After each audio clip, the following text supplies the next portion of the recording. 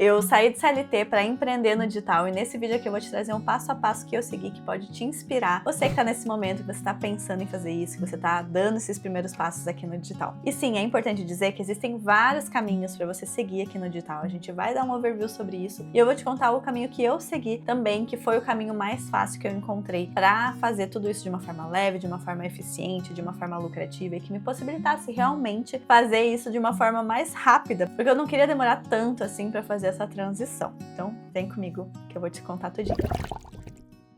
Então, até para te dar um contexto geral da situação, eu era gerente de negócios numa Big Tech, numa empresa gigante de tecnologia aqui do Brasil. E por lá eu tinha minha estabilidade financeira, eu tinha minha segurança, digamos assim, né? Porque era um emprego fixo, com carteira assinada. Então, teoricamente, eu não precisaria ter feito nenhum movimento, porque eu estava bem na minha carreira. Só que quando eu comecei a olhar para minha rotina e olhar para o futuro que estava me esperando, as coisas que iriam acontecer caso eu ficasse lá muito mais tempo, caso eu mudasse para outra empresa dentro do mesmo setor e seguisse essa carreira do jeito que ela estava indo, eu percebi que eu não estava gostando, sabe? Então, isso começou a me incomodar. Eu vi que a direção que eu estava indo não fazia mais sentido para mim, que aquilo não ia me realizar profissionalmente, por mais que financeiramente pudesse, mas em forma de propósito mesmo, sabe? Eu não estava feliz com a direção, com o caminho. E aí eu comecei a repensar e comecei a ver outras possibilidades. E o que me aqueceu o coração foi voltar a empreender. Eu já tinha empreendido antes, mas não propriamente assim, tão diretamente com o digital. E como eu já trabalhava numa Big Tech, eu entendia razoavelmente sobre o digital, sobre as possibilidades que a gente tinha aqui, sobre os caminhos, né? Eu escolhi esse caminho que eu sabia que seria mais leve, que seria mais viável e comecei a executá-lo em paralelo com o CLT. Então, eu levei as duas coisas ao mesmo tempo para ter realmente essa segurança, né?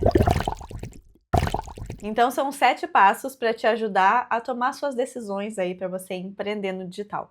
E o primeiro deles é definir qual é o estilo de vida que você quer ter e o nicho que você quer trabalhar. Saber como que você quer que seja a sua rotina, qual é o tipo de assunto que você quer falar no dia a dia, que você quer estudar. Porque sim, quando a gente empreende no digital, né, empreende de forma geral, a gente precisa estar sempre em um contínuo crescimento, estudando, se aprimorando, melhorando, né?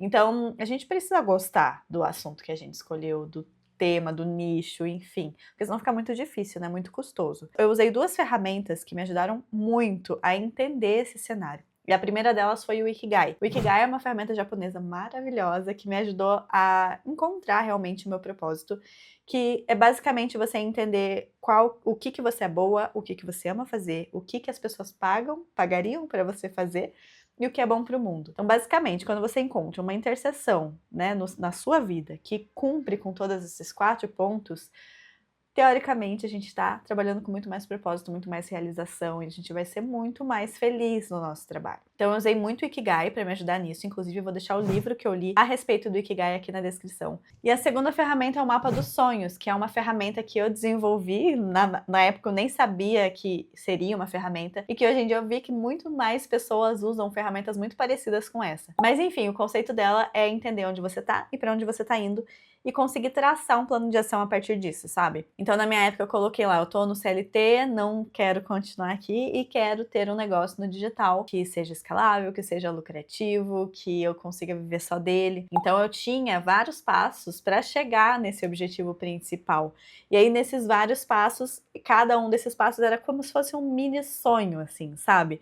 Então, por exemplo, um desses passos era sair do CLT, outro desses passos era lançar minha primeira turma de mentoria, outro era lançar meu primeiro infoproduto. Então eu tinha vários passos ali organizados para conseguir chegar nesse objetivo principal, que era realmente um negócio digital 100% escalável, lucrativo e que me realizasse profissionalmente. Então, a ideia é que com essas 2 ferramentas você consiga ter realmente um pouquinho mais de clareza para sua tomada de decisões.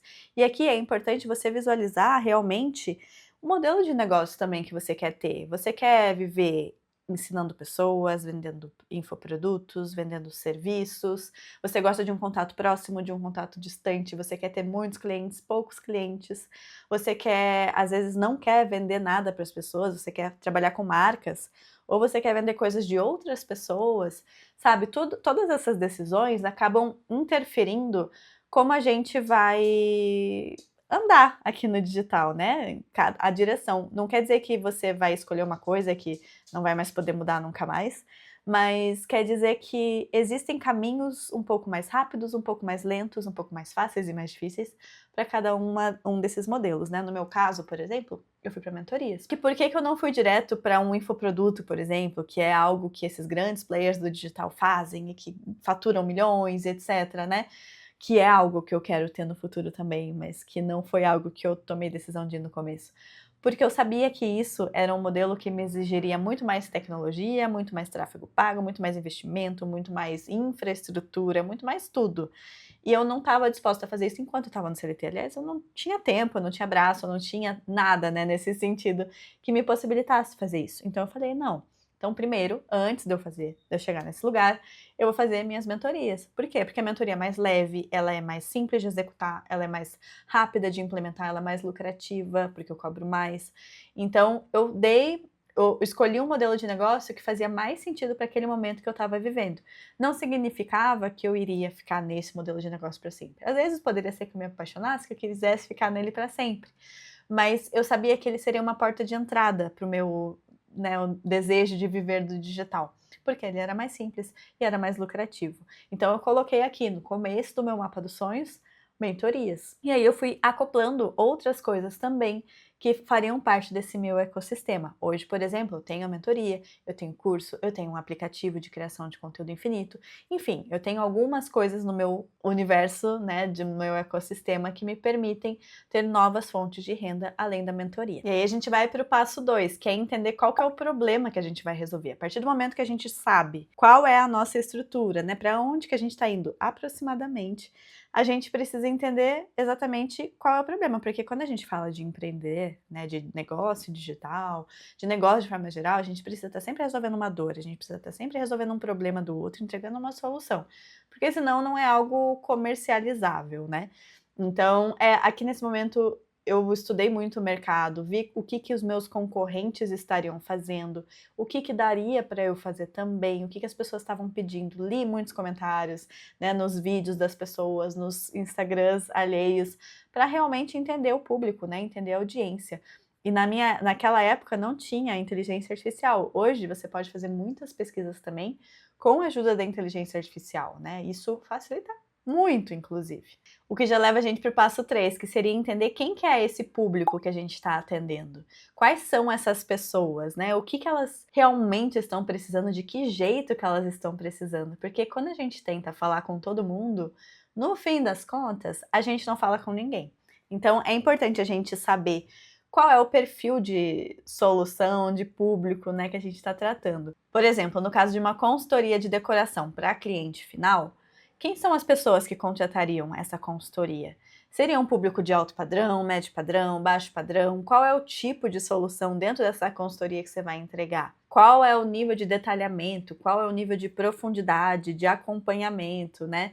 Todas essas definições, elas vão estar atreladas ao perfil do cliente, para você saber quanto você vai cobrar, quanto que você vai entrar em cada uma dessas soluções, quanto que você vai acompanhar, né? Tudo isso vai depender desse perfil de cliente. Então, por isso que é importante, até para esse perfil, para esse cliente certo, se sentir abraçado por você na sua comunicação, para ele se conectar mais genuinamente com você e para você ter um diferencial de mercado, né? Quando a gente tenta falar com todas as pessoas ao mesmo tempo, a gente vai acabar competindo com as pessoas que são muito grandes do mercado, né? Fica muito mais difícil pra gente. Então, é legal, especialmente quando a gente está começando, a gente escolher um nicho, um subnicho pequenininho para trabalhar com essas pessoas de uma forma muito mais certeira e se diferenciar no mercado através disso também. E aí no passo 4 você já sabe quem é o seu público-alvo, qual é a dor que você resolve, qual é o problema que você resolve, qual é o tipo de negócio que você vai ter, e você já tá com mais subsídio para começar a colocar um projeto no mundo. Então nesse momento a gente já começa a fazer o MVP, que é o projeto mínimo viável. E então esse projeto é basicamente você